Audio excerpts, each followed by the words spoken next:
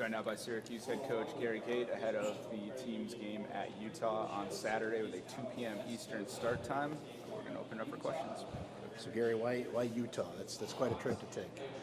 Why Utah? Well, we had some issues, conflicts in the dome last year, very similar to this year, and we had to find a game, and Utah stepped up and offered the opportunity that they would come and play us in the dome, and then we returned the trip this year, and we said yes. So we were able to get that extra game last year that we really wanted, and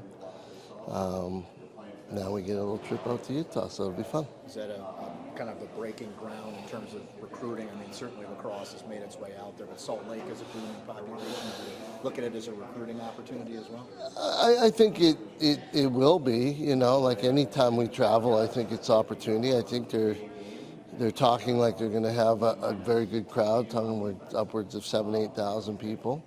So it should be a great opportunity for us to play in front of those fans from the West. How do you plan to deal with the altitude out there? And is there anything you can do to even prepare? Like, how do you deal with that? I don't think the altitude's too bad.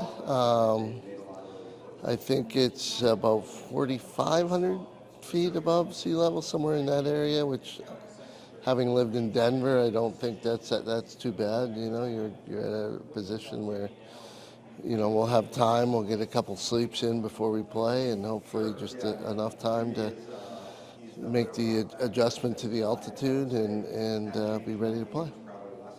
Just wondering if you have any injury update on Bert Whistle, Dwan, or Roa?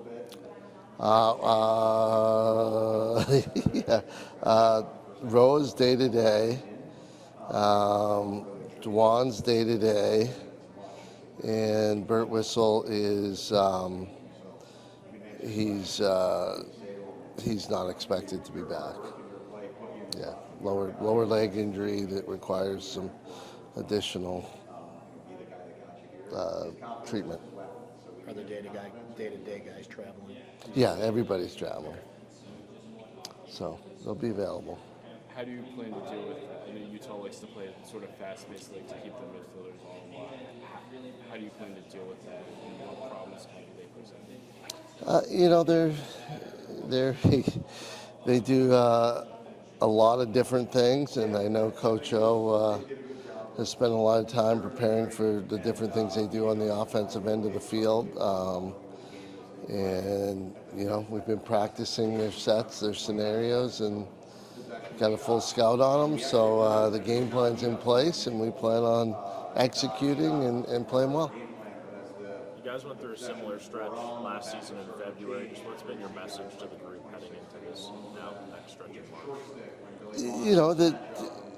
We've really tried to alleviate all the chatter around the team and focus on a day-to-day practice followed by one game at a time mentality. And we've been talking like that all year, but unfortunately it's just been a ton of media around expectations and where people think we're at and where we're going to be, and so I'm trying to quiet the noise and focus on what we need to do to have success and win games.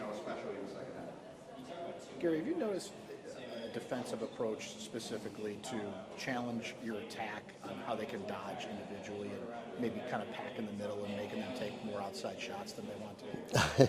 Yeah, we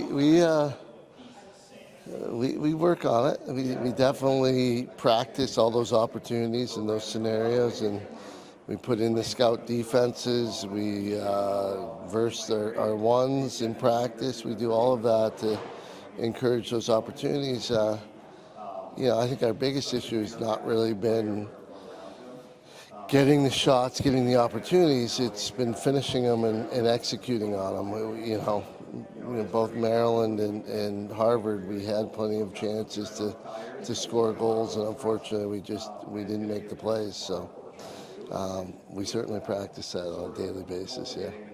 You mentioned that Jimmy's still the starter. How do you think he kind of handled the week? Did you see anything on film that was correctable, or what was kind of the reaction? Yeah, Coach Aquaviva has been working with him, just trying to get him to focus on settling down a bit, watching the ball, and making saves. So they focus every day on it, and it certainly gave some film to tweak some things and give him some opportunities to work on.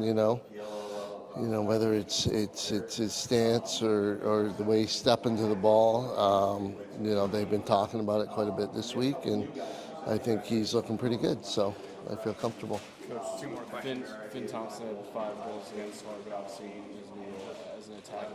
What did you see that he did well in the Harvard game and that he's done well this season so far? Well, he shot the ball well. He's had opportunities to score 5 goals in other games and has not done it. So, I think hopefully he develops some confidence on his shooting and he can finish those shots and continue to do that as he moves through the season. He gets opportunities every game, and sometimes he's on. He was on fire, shot well against Harvard. We need him to do that every game. Final question.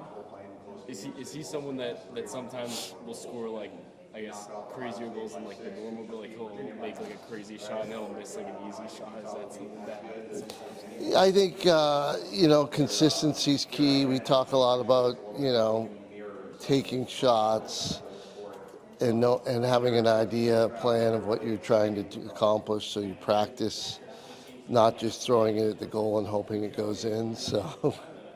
He hopefully, like I said, hopefully his confidence is high and he continues to look at the goal and, bury those shots. We need them. Perfect. Thanks, everybody. Thank you.